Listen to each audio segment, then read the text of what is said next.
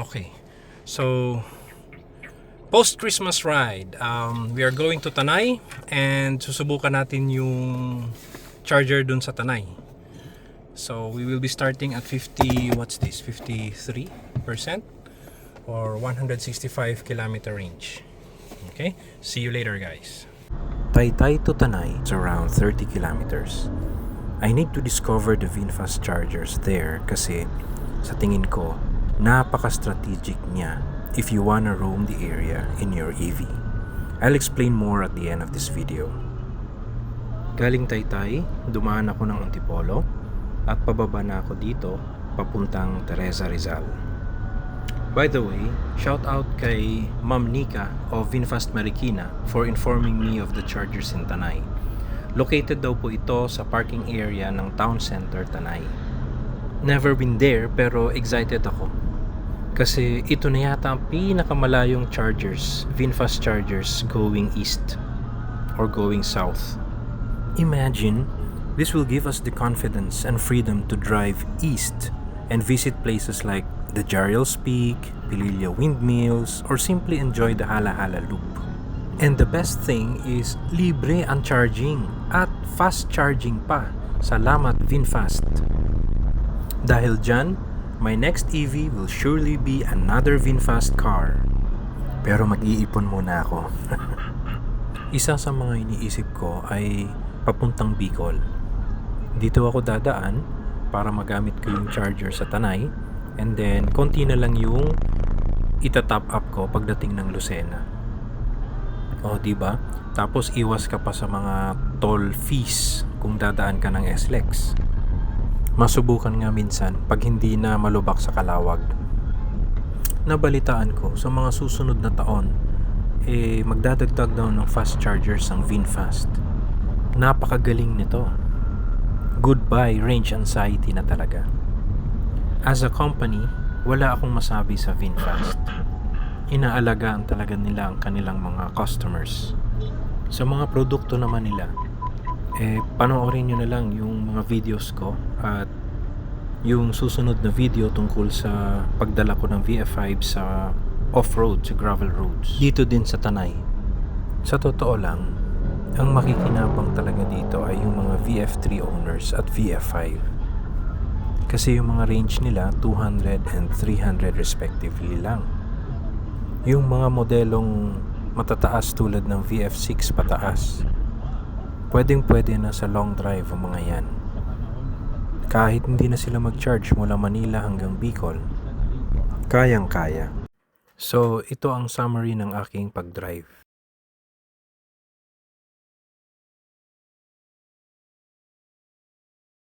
So, mula Taytay, umakyat ako ng Antipolo, pababa ng Teresa, and then, diretso na ng Tanay diversion.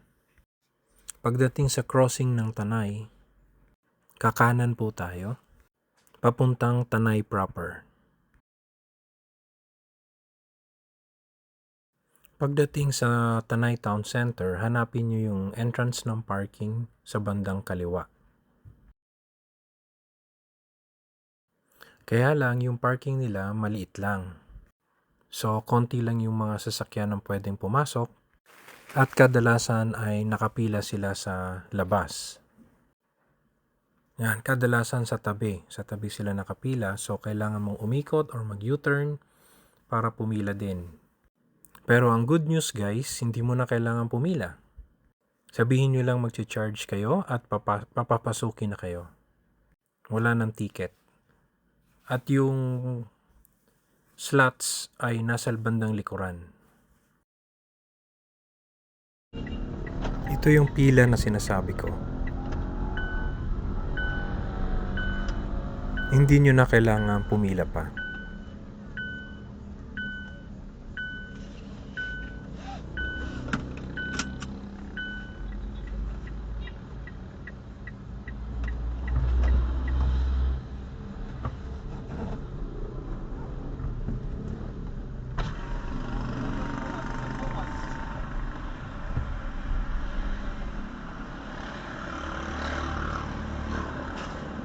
Ticket ko, wala ano. Wala. Wala. Thank you, thank you. Ah, Tatanggal na lang po nung harang. Thank you. Ang sarap maging VinFast owner.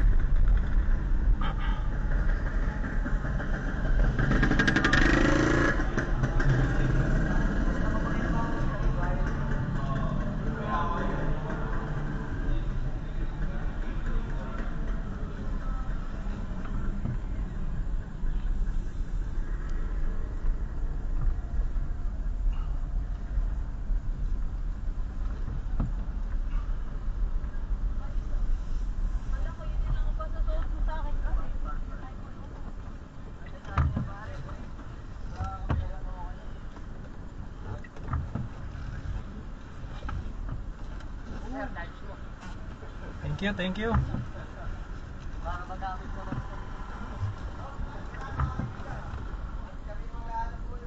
Narinig niyo yun?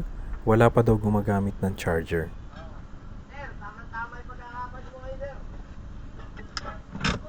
Thank you.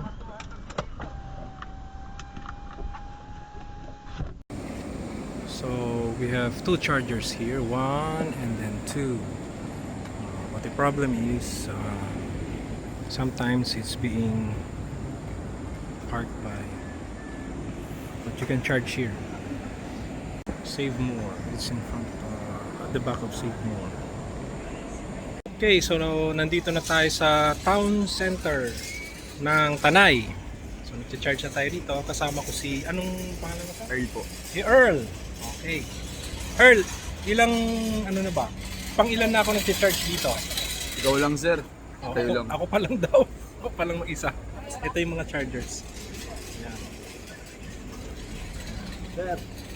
Ngayon, paano ito naging strategic para sa mga VF5 owners na katulad ko? Ang huling fast charger kasi kung papunta ka ng Bicol ay yung nandun sa Lucena. Sa previous videos ko na ipakita ko doon yung PTNT fast charger na nasa diversion ng Lucena. So from Taytay, pwede kang mag-top up sa Tanay fast charger para konti na lang ang idadagdag pagdating sa Lucena. Malaking tipid ito kesa babiyahe ka via SLEX. Bukod sa wala nang ibang fast charger along the way sa SLEX, mas marami ang ikakarga mo pagdating sa Lucena. Sa mga gusto namang mag-Sierra Madre Loop, hindi na kayo kakabahan. Sa mga gusto namang mag-Laguna Loop, kayang-kaya na lalo sa mga VF3 owners. Kasi ang Laguna Loop kung hindi maghahala-hala ay around 175 kilometers lamang yan. Mae-enjoy nyo na yung mga tanawin at pati yung sikat na halo-halo pagdating sa pagsanghan.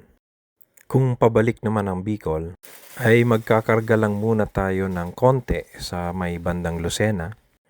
Pagkatapos ay sa Tanay na tayo magcha-charge muli. 102 kilometers lang ang layo nito mula Lucena.